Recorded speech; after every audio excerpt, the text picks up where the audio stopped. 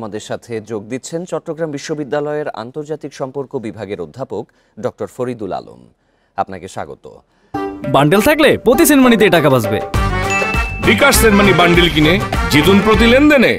শুরুতে একটু যদি ইরান আর যুক্তরাষ্ট্র প্রসঙ্গ নিয়ে কথা বলি। পরমাণু কর্মসূচি নিয়ে একদিকে ইরানকে আলোচনার তাগিদ দিয়েছেন মার্কিন প্রেসিডেন্ট ট্রাম্প, আবার অন্যদিকে তাদের এনার্জি সেক্টরের উপর নিষেধাজ্ঞা আরোপ করা হয়েছে। ইরানকে কি এটি চাপে রাখার কোনো কৌশল? আপনাকে ধন্যবাদ জানাচ্ছি। আলোচনা চলছে মানে আলোচনা চালানোর জন্য ডোনাল্ড ট্রাম্পের পক্ষ থেকে ইরানকে আবার আহ্বান জানানো হয়েছে। কিন্তু আপনাদের সংবাদেও যেটি জানানো হলো এবং যে বিষয়টি বিভিন্ন গণমাধ্যমে প্রকাশিত হয়েছে সেটি হলো ডোনাল্ড ট্রাম্প ইরানের উপর নতুন করে নিষেধাজ্ঞা আরোপ করেছেন। যে নিষেধাজ্ঞার আওতায় ইরান বিভিন্ন দেশে বিভিন্ন ভাবে, বিশেষ করে এখানে যেটি বলা হচ্ছে সালিম আহমেদ সাইদ নামে ইরাকি একজন ব্রিটিশ বংশোদ্ভূত ব্যবসায়ীর যে ব্যবসা প্রতিষ্ঠানগুলো আছে তার মাধ্যমে ইরাকি তেলের সাথে মিশ্রিত হয়ে ইরানি তেল আরব আমিরাত হয়ে পশ্চিমা দেশগুলোতে যাচ্ছে এবং এর মাধ্যমে ইরান $100 কোটি বেশি বাৎসরিক আয় করছে, যেটিকে মার্কিন যুক্তরাষ্ট্র বলছে যে ইরান তার এই তেল বিক্রি করে অর্থ উপার্জন করে সেই অর্থ তারা তাদের প্রতিরক্ষা খাতে ব্যয় করছে। এই জায়গা থেকে তারা আঘাত করতে চাচ্ছে। মার্কিন যুক্তরাষ্ট্রের দিক দিয়ে এটির এক ধরনের বৈধতা বলা যায় যে আছে, যেহেতু তারা অনেক দিন ধরে অনেক বছর ধরে ইরানের উপর নিষেধাজ্ঞা আরোপ করেছে, সুতরাং এটি তারা করতেই পারে। কিন্তু কথাটি হচ্ছে যে এর মধ্য দিয়ে কতটুকু তারা তেল বাণিজ্যের যে নিষেধাজ্ঞাটি অমান্য করার পরে ইরান যেটি করে আসছিল সেটি করতে পারবে, কারণ আরো অন্যান্য অনেক পথেই ইরানি তেল যেতে পারে, বাণিজ্য হতে পারে।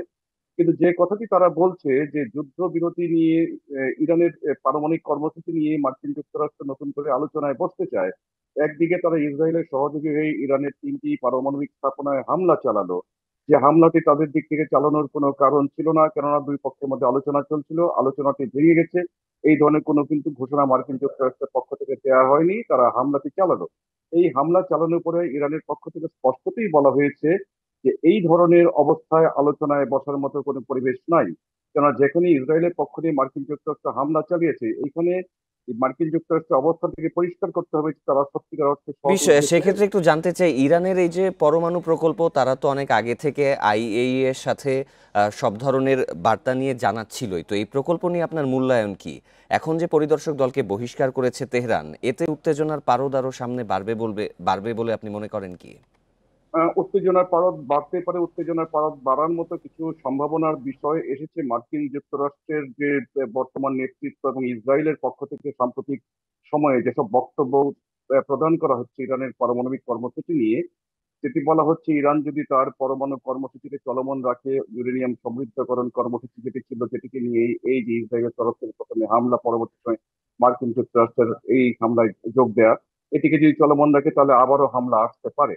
এখন ইরানের পক্ষ থেকে সঙ্গত কারণেই যখন মার্কিন যুক্তরাষ্ট্র হামলা করলো, তখন আইএই এর সাথে তারা তাদের যে পর্যবেক্ষণ আইএ এর পক্ষ থেকে সেটিকে তারা স্থগিত করেছে এবং তারা বলেছে আমরা কোনো ধরনের সহযোগিতা করবো না। কেননা আইএইএ এর আগে ইরানে পর্যবেক্ষণ করেছে, কিন্তু ইরানের কাছে কোনো ধরনের পারমাণবিক অস্ত্র তৈরি করার কোনো চেষ্টা ইরান করছে এই ধরনের কোনো বিষয় কিন্তু দৃশ্যমান হয়নি।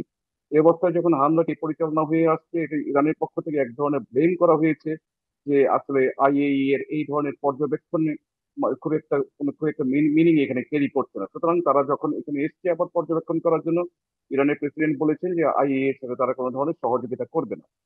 সুতরাং বিষয়টি পরিষ্কার করতে হবে মার্কিন যুক্তরাষ্ট্রকে বিষয়টি এভাবেই পরিষ্কার করতে হবে, তারা সত্যিকার অর্থে সৎ উদ্দেশ্য এবং সত্যিকার অর্থে শান্তি স্থাপনের জন্যই এই ধরনের একটি আলোচনা চালিয়ে যেতে চায়। এবং এক্ষেত্রে এই আইএইএ নিষেধাজ্ঞাটা আসলে পরিস্থিতিকে যে স্বাভাবিক করবে না বোঝাই যাচ্ছে। আরেকটি বিষয় নিয়ে একটু কথা বলতে চাই।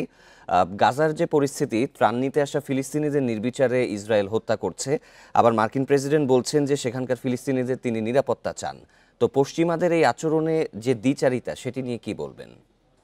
পশ্চিমাদের আচরণ স্পষ্টতই বিচারিতামূলক আচরণ। কেননা আপনি জানেন যে এর আগেও এবছরের ফেব্রুয়ারি মাসের 18 তারিখ ডোনাল্ড ট্রাম্প যেদিন দায়িত্ব গ্রহণ করলেন তার থেকে একদিন আগে 6 সপ্তাহের জন্য একটি যুদ্ধবিরতি কার্যকর হয়েছিল ইসরায়েল এবং হামাসের মধ্যে। কিন্তু 6 সপ্তাহ পরে সেই যুদ্ধবিরতিকে আর নবায়ন না করে ইসরায়েল হামলা পরিচালনা অব্যাহত রেখেছে। ডোনাল্ড ট্রাম্পের এই যে ভূমিকা, তখন থেকে যেটি দেখা গেছে যে ইসরায়েলের হামলার কোনো চিন্তা তিনি জানাননি, উপরন্তু তিনি ইসরায়েলকে প্রকারান্তরে নানাভাবে সমর্থন করে গিয়েছেন। সুতরাং আজকে এই অবস্থায় এসে তিনি নতুন করে যে যুদ্ধবিরতির কথা বলছেন, এই যুদ্ধবিরতির কথাটি মূলত তার কথা নয়। যে কথাটি আমরা মনে করছি যে ইসরায়েলেই এই যুদ্ধটি আপাতত অবসান চাইছে, কেননা ইসরায়েলের ভেতরে এই যুদ্ধের বিরুদ্ধে ব্যাপক একটি জনমত গড়ে উঠছে। নেতানিয়াহুর বিরুদ্ধে প্রতিদিন মিছিল হচ্ছে, গতকালকে এই নিয়ে বিক্ষোভ হয়েছে, মিছিল হয়েছে, এবং যেসব ইসরায়েলি হামাসের কাছে বন্দী আছে তাদের মুক্তির দাবি করা হচ্ছে, এবং তারা মনে করছে যে নেতানিয়াহুর এই যুদ্ধ খেলা নিয়ে ইসরায়েলের মানুষের জীবন বিপন্ন হয়ে রয়েছে, সুতরাং এটিকে শেষ করতে হবে।